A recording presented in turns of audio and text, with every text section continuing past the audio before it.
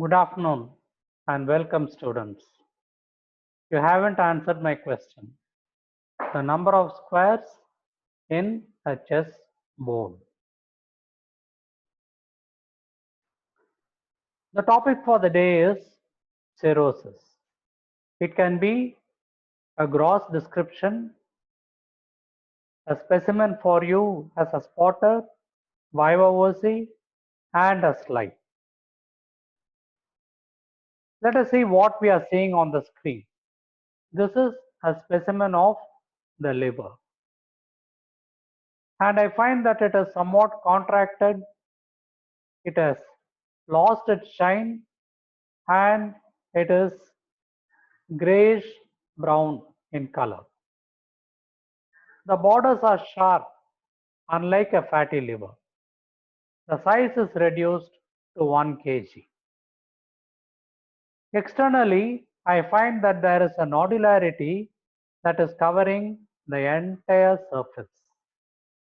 And this we used to describe as a hobnail pattern. This I shall be repeating again. Hobnail, it is a boat pin. Lower down, there are two pictures. One is a normal liver and another is a cirrhotic liver. You can appreciate the nodularity on the surface as well as in the cut surface of a cirrhotic liver. And this is another specimen of a liver. And here the nodules are larger, somewhat bile stained, and we call it as macronodular. Micronodular means less than 3 millimeters. Macronodular more than 3 millimeters. Sometimes it can be mixed nodular. Both the sizes can be seen. And the speciality is I am finding this nodularity covering the entire surface of the liver. The right lobe, the left lobe and the caudate as well as the other lobe. Here you find that it is shiny and the nodules are there. And another picture is given over here. And this is the boot that has got the nails that are beaten into it. And this is a classical hobnail. And here also there is a boat pin. Imagine what will happen. This kind of a nodularity is seen on the surface of the liver.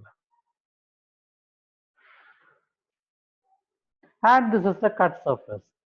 Any specimen, you people are supposed to describe the external surface, the cut surface.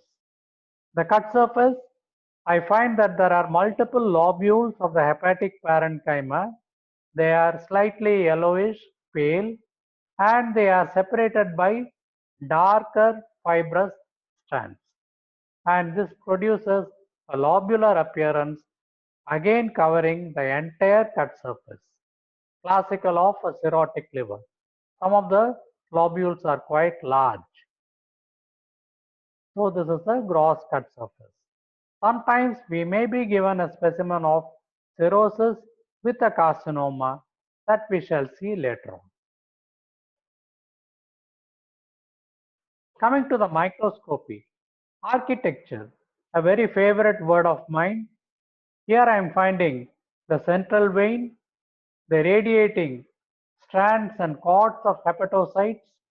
It is somewhat hexagonal in outline, and the alternate angles have got the portal triad. So there is a definite relationship.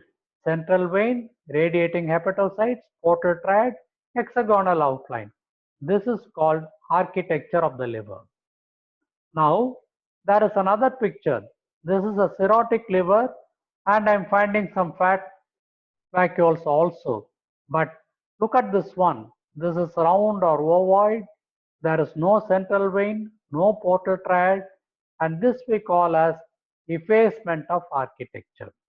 And it is surrounded by broad bands of fibrocollagenous tissue. This is effaced architecture. So, how do you explain the loss of architecture? Look at this lobule over here. Whenever there is a damage to the liver, it regenerates. and it grows. But in the process, there has been a fibrocollagenous tissue that prevents it from growing outside. Hence, it protrudes outside, producing a hobnail pattern. There are two lobules, in fact, three over here. I am not seeing the central vein.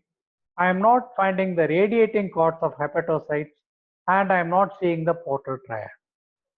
So, this is a regenerating nodule, and these are the fibrous bands. I hope it will be easy for you to explain. And this is a special strain, a meson strichrome, in which I am finding multiple nodules of hepatic tissue. Here it is somewhat similar to the original, but that is totally lost. And they are all separated by broad bands of fibrocollagenous tissue. A slide of a cirrhosis. The usual problem that the students will be having is, how do you say it is liver? How do you say it is spleen? So here there are four lobes.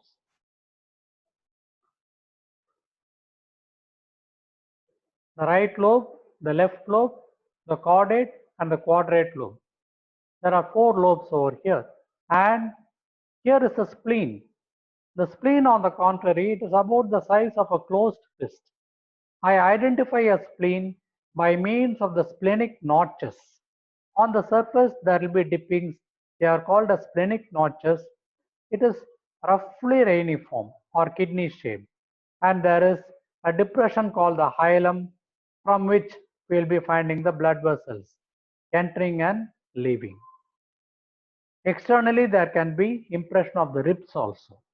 So this is how we identify. Liver is large, spleen is small. Here I can see notches, here I can see lobes. And this is somewhat reniform in shape. And this is a beautiful diagram of it.